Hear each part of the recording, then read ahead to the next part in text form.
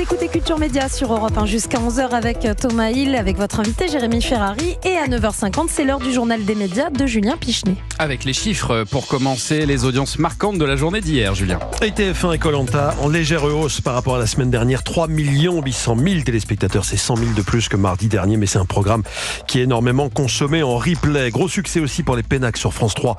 3,4 millions. Bon score pour la soirée anniversaire du Top 50 sur M6, 1,5 million.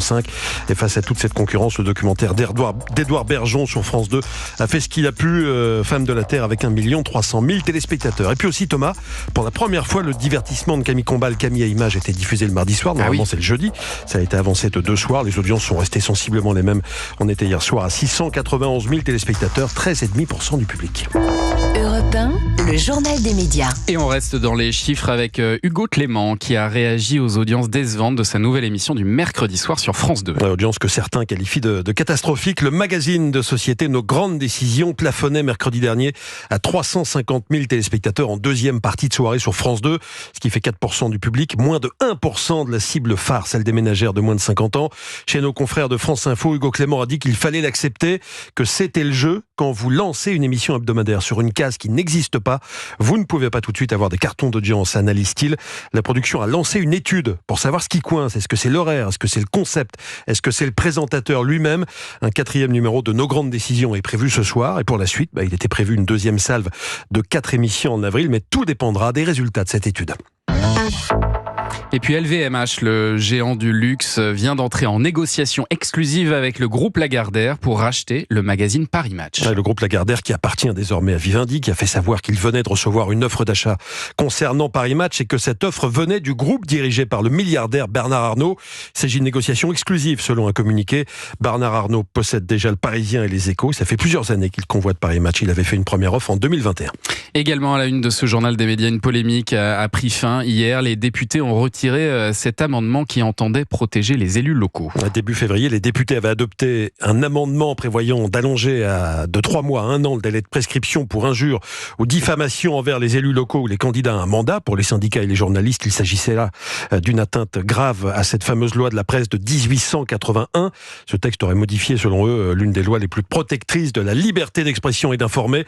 Eh bien, après quelques semaines de polémique, l'amendement en question, interprété comme antidémocratique, a été retiré lors de la commission mixte paritaire. Le délai pour porter plainte restera donc de 3 mois. Et puis l'appel à candidature pour 15 fréquences de la TNT est lancé aujourd'hui. Il y a 15 chaînes de la TNT, soit près de la moitié des canaux de télévision numérique terrestre, qui vont voir leur autorisation d'émettre prendre fin d'ici fin 2025. Alors parmi les chaînes concernées, C8, W9, TMC, LCI, BFM TV ou CNews.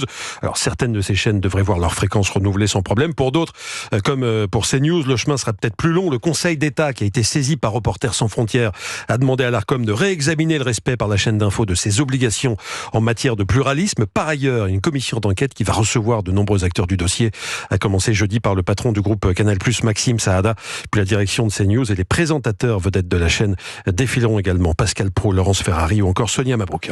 Et parmi les chaînes concernées par ce renouvellement des fréquences, il y a aussi Énergie 12 qui a annoncé hier qu'elle allait lancer un nouveau jeu. Un jeu qui sera lancé au printemps, The Song, la chanson en français. Ce sera présenté par le chanteur Kinvey. Il est très fort. J'ai mis les sous-titres. Il est bilingue. Il a un niveau. Et ce sera produit par... Avec un léger accent du Texas.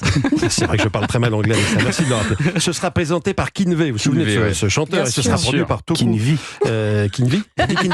Non. C'est la traduction. En français, Kinvey. Et ce sera produit par Tuco, une filiale de Banijay. Ouais. Le concept n'a pas vraiment été détaillé, mais la chaîne promet, je vais la citer, une production originale avec des quiz, des hits et de la bonne humeur et un soupçon de folie et des surprises. Ouais. Bon, ça veut tout dire Bon, on et sait rien pas. dire en même temps. On ne sait Quand pas tu pour commences à l'instant. dire de la bonne humeur et un soupçon de folie, surprise. c'est vraiment que t'as pas de concept. On ne sait pas pour l'instant s'il s'agit d'une quotidienne ou d'une hebdomadaire, ni même à quelle heure ce sera diffusé. Mais bon, en tout cas, je sens que ça semble indiquer que la chaîne essaye un petit peu de se diversifier et de tourner la page de la télé-réalité. Les Anges de la télé-réalité, qui était le programme phare d'Énergie 12, c'est fini. Faut le rappeler. Effectivement.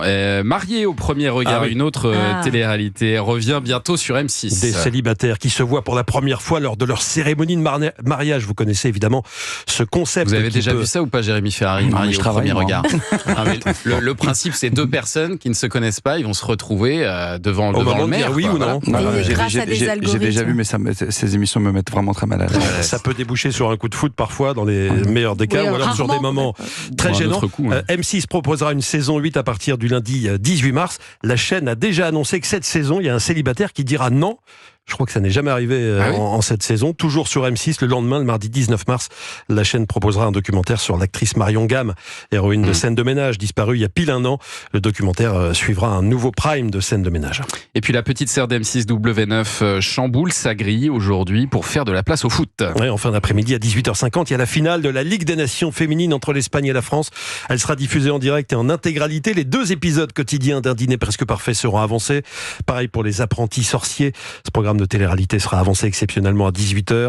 La rencontre sera commentée par Xavier Domergue et Laura Georges. La dernière fois que W9 avait bouleversé ses programmes pour du foot, ça s'était bien passé. C'était le 11 février pour la finale de la Coupe d'Afrique des Nations et ça avait fait une bonne audience parce que la rencontre avait été suivie par 793 000 téléspectateurs. Et puis la plateforme Combini passe au format long. Et Combini, la plateforme qui totalise des millions d'abonnés sur les réseaux, vient de sortir son premier documentaire de 52 minutes. Jusqu'ici, les documentaires les plus longs proposés par Combini n'excédaient pas les 15-20 minutes. Présumé coupable, c'est le titre de ce documentaire qui a été mis en ligne dimanche sur YouTube. Il évoque ses parents qui ont été accusés d'avoir secoué et tué leur enfant, mais qui clament leur innocence. Ils sont plus nombreux qu'on ne le pense, rappelle le réalisateur de ce documentaire, Mathieu Abasque. C'est un ancien journaliste de la Maison des Maternelles qui travaille depuis 5 ans maintenant à Combini News.